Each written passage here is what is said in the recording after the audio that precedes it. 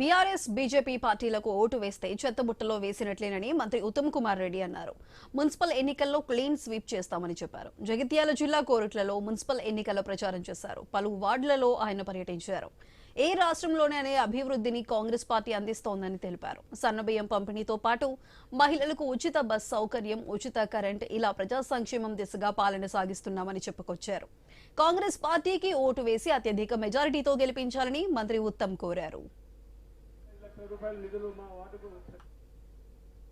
పార్టీకి బీజేపీ పార్టీకి ఓటేస్తే ఈ మున్సిపల్ ఎన్నికల్లో టిఆర్ఎస్ పార్టీకి బీజేపీకి ఓటేస్తే మీ ఓటు పక్కన మోరీలేసినట్టే, మీ ఓటు చెత్తబుట్టలేసినట్టే.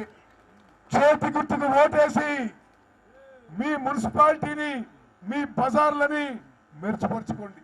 ఈరోజు తెలంగాణలో కాంగ్రెస్ పార్టీ మున్సిపల్ ఎన్నికల్లో క్లీన్ స్వీప్ చేయబోతున్నది. భారతదేశంలో 29 రాష్ట్రాల్లో ఏ